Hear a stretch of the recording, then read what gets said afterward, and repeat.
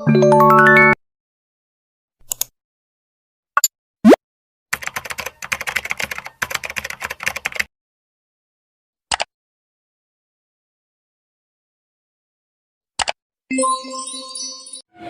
everyone, I am Perlan Ladera Kainoy, and today I am going to discuss some important topics that are related to forensic ballistics. So first, let us define what is ballistics. It is the science that deals with the motion, behavior, and effects of projectiles, especially bullets, gravity bombs, rockets, or the like. The science or art of designing and hurling projectiles as to achieve a desired performance.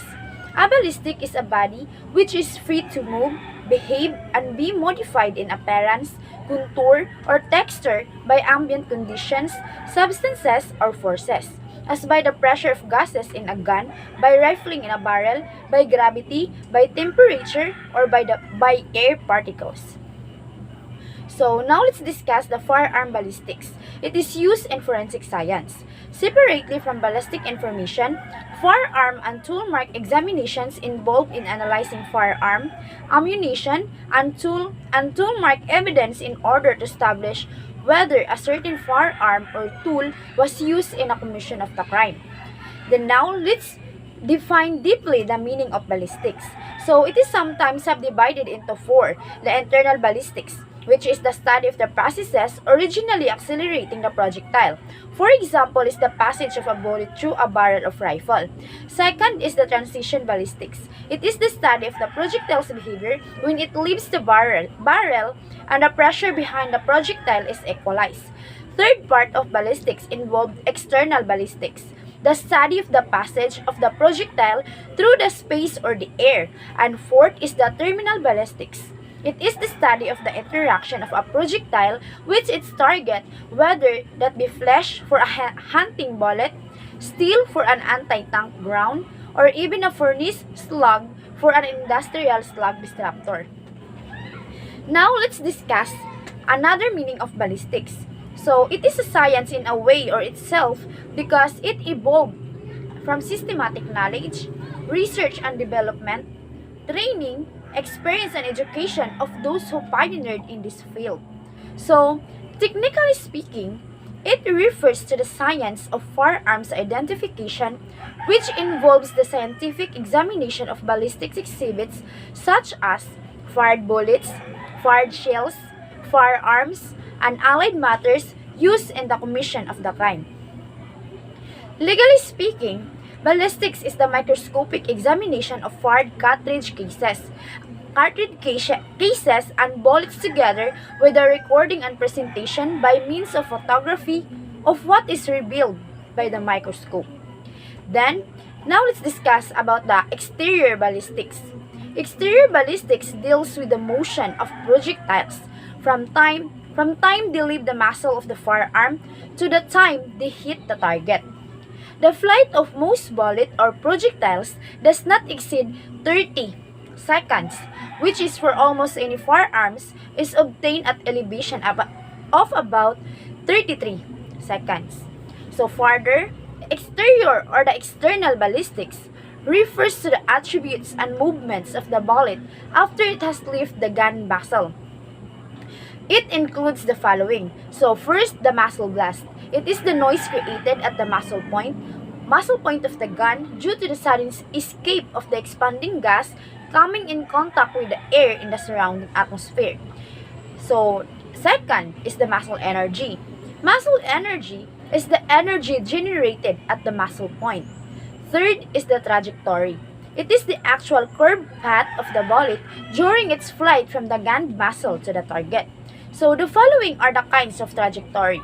First is the straight horizontal line, the parabola-like, the flat, and the flight vertical drop. Fourth is the range. It is the straight distance between the muzzle point and the target. The following are under range. A is the accurate or the effective range. It is the distance within the shooter has to control of his shots, meaning he can place his shots at the desired spots. B is the maximum range, the farthest distance that a projectile can be propelled from a firearm. Then, fifth is the velocity. Velocity is the rate of speed of the bullet per unit of time. Then, let us now discuss the long barrel rifle. Up to 3,000 yards accurate range and its high muzzle velocity of 1,000 to 4,000 feet per second. Bullets from rifled weapons spend at 2,000 to 3,000 revolutions per second, but over the first few yards of that trajectory, distance varies with the weapon. Their flight is slightly unstable. The end of the projectile wobbles before it picks up a smooth flight path. This phenomenon is called tail wag, and it is considered as the most important evaluating gunshot wounds. A bullet with tail wag does not strike its target clearly. So number 6 is the air resistance. Resistance encountered by the bullet while flight. Then 7 is the pull of gravity. Pull of gravity downward reaction of the bullet while in flight. The number 8 is the penetration. It is the depth of the entry on target. So now let's proceed to terminal ballistics.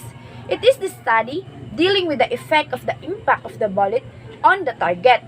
Penetration of bullet is of prime interest. Penetration is important also in determining safety requirements for target backstabs. They are important to both sportsmen and military. Terminal ballistics involves the following. First is the terminal accuracy. Terminal accuracy is the size of the bullet groupings on the target. Second is the terminal energy. It is the energy of the projectile when it strikes the target. It is also known as the striking energy. Third is the terminal penetration. It is the depth of the entry of the bullet in the target. Fourth is the terminal velocity. It is the speed of the bullet upon striking the target.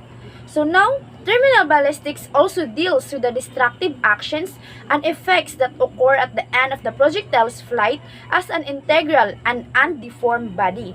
The flight may end in one to two ways. The first way is the projectile may strike a solid obstruction, or the second way, its metal case may be broken by the expulsion of a bursting charge. So now, let's proceed to ballistics theory. Ballistic is the scientific study of propulsion and motion of projectiles, such as bullets, artillery shells, rockets, guided missiles, and guided missiles. Also, it includes the study of the destructive action of such projectiles. The drag of projectile moving head-in is now usually divided into three parts. First is the bow resistance. Due to the air pressure at the head of the projectile. Second is the skin friction. It is caused by the friction of air moving along the middle portion of the body. And third is the base drag, due to the under pressure and disturbance of the air behind the base. So, the following are the pioneers in the study of force and projectiles. First is Galileo Newton and Leibniz. Established the principles of dynamics and methods of calculus, studies which helped the rapid development of external ballistics. Second is Galileo and Newton were both interested in the force called air resistance, now usually called aerodynamic drag, which reduces the speed of a projectile. Third, in 1707, Cassini, an astronomer, suggested measuring firearms muscle velocity. So, it is the study of motion of projectiles within the gun barrel. The time during which the projectile is influenced by interior ballistics is very short. From the release of the firing pin to the moment the sound of the shot can be heard as it leaves the muzzle occupies only about 0.0 seconds in a modern rifle. Then, accordingly, interior ballistics involves the following. So, first, the following technique or the following kinds. First is the ignition of the primer. Second, flames is produced. Third is the combustion of gunpowder. Fourth is the energy that is generated. Fifth is the force or pressure was being developed. Sixth is the velocity of the bullet or from the chamber to the muzzle. 7 is the rotation of the bullet. Then lastly, number 8 is the engraving of the cylindrical surface of the bullet. So now, let's proceed with the interior ballistics. It deals with the temperature, volume, and pressure of the gases resulting from combustion of the propellant charge in the gun. It also deals with the work performed by the expansion of these gases on the gun, its cartridge, the projectile. Some of the critical elements involved in the study of interior ballistics are the relationship of the weight of the charge to the weight of the projectile, the length of the bore, the optimum size, shape, and the density of the propellant grains for a different guns, and the related problems of the maximum and minimum muzzle pressures. Then, let us add some information or note. Let's note the following. The British engineer Benjamin Rubens conducted many experiments in interior ballistics. His findings justly entitled him to be called the father of modern gunnery. So, let us highlight that. Then, in the late 18th century, the Anglo-American physicist Benjamin Thompson made the first attempt to measure the pressure generated by gunpowder. The account of his experiments was the most important contribution of interior ballistics that have been made up to that time. About 1760, French ballisticians determined the relationship of muzzle velocity to the length of the barrel by measuring the velocity of a musket ball and cutting off a portion of the barrel before taking the velocity of the next shot. By using the results of these experiments and advances in chemistry and thermodynamics, ballisticians developed formulas showing the relationship between muzzle velocity and weight and shape of projectile, weight, type, and grain size of the powder charge, pressure and temperature of the barrel, and the size of the powder chamber and the length of the barrel. So, the followings are the related terms in interior ballistics. First, let us define what is action.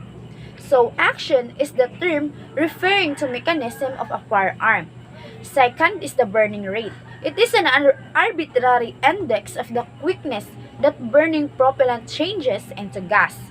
Burning rate is controlled by the chemical composition, the size and shape of the propellant grains, and the pressure of which the burning takes place. IMR 5010 powder is very slow burning, and bullseye is fast burning. Third is the bulk density, the ratio of the weight of a given volume of powder versus the weight of the same volume of water. Fourth is the chamber pressure. It is the pressure generated within the chamber erroneously called breech pressure. Then number 5 is the charge weight to bullet weight ratio. This is the ratio of the weight of the powder charge of the weight to the projectile. Then number 6 is the detonation. So, detonation is the chemical rearrangement of molecules into gas instead of solids to cause the high explosives to exert full power of shock. The speed of detonation varies in different explosives, but in some, it is as high as 7,000 yards in seconds. So, number 7 is the energy. Energy is the measured in foot-pounds, and 1 foot-pound means that amount of energy, which would be capable of lifting a weight of 1 pound through a distance of 1 foot, 1 drop block action, the type of action in which the breech block rises and forced vertically in cuts in the receiver side walls. Lever actuated as a rule. Number 8 is the expansion ratio. It is the ratio of the capacity of the powder chamber plus bore or in grains of water to the capacity of the powder chamber or in grains of water too. Number 9 is the foot-pound. It is the amount of work required to raise 1 pound of foot high against the force of gravity. Number 10 is the foot-second. It is the velocity expressed in foot per second. Number 11 is gas. Gas is a fluid resulting from the combustion of gunpowder with a relatively great expansion and a spontaneous tendency. Number 12 is hang fire. Hang fire occurs when a cartridge fails to explode on time or delayed in firing. Number 13 is the knocking power. It is the power of the bullet which delivers a very heavy paralyzing blow that put the victim down and may then recover, if the wound inflicted upon is not fatal. Number 14 is the loading density. It is the ratio of the weight of the powder charge to the capacity of the powder chamber or the case. It is usually expressed as the ratio of the charge weight to the capacity of the powder chamber in grains of water. So, generally, the more fully the powder charge fills the case, the more consistent and accurate the load will be.